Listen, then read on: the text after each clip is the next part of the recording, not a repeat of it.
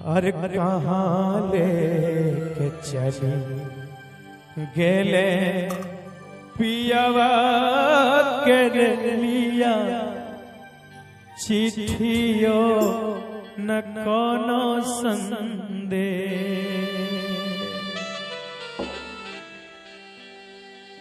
अरे कहाँ लेके चली गेले पियावा के लिया चिट्ठियो न कोनो संदेश।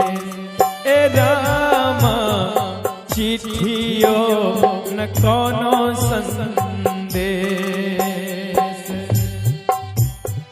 देखा तानी रहिया नया बेलीर मोहिया बसी गेल कोना दूर देश। ए रामा बसी गेल पिया परदेश।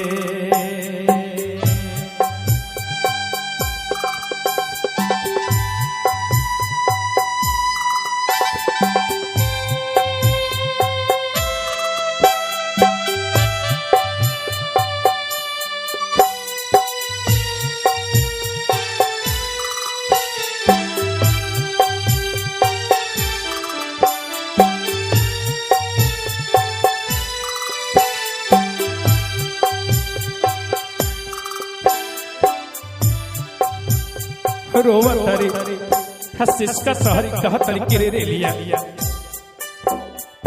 ढेर दिन बीती गए और ढेर दिन देखल भेले पिया के सुरतिया। पिया बिन बिरान लागे धन संपतिया।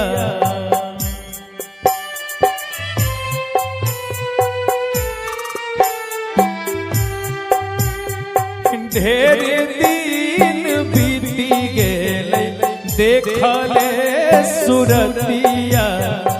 पिया बिन बिरान लागे धन संपतिया।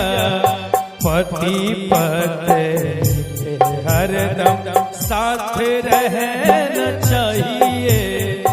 देते रहे हमरा उपदेश। ए रामा चली गेल पिया परदेश।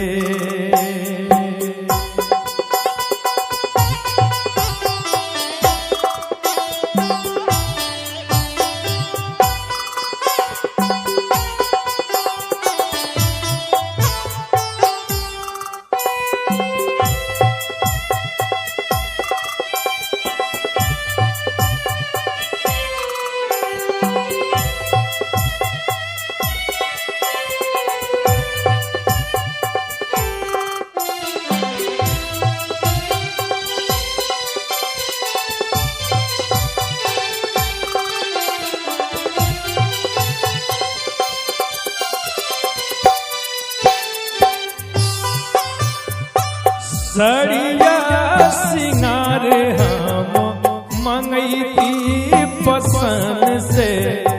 कबो लड़ती कबो मनैती अपन मन से।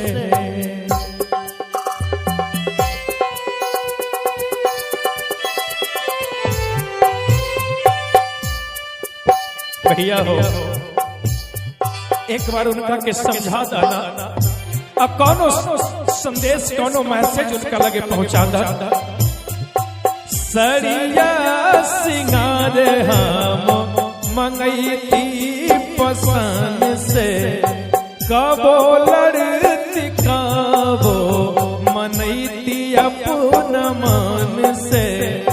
बालक पिया सपना में अइले धरी के उजोगिया के भेष।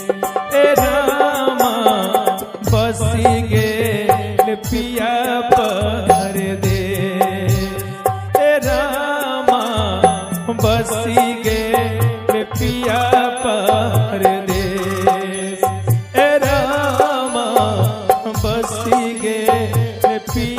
परदेश।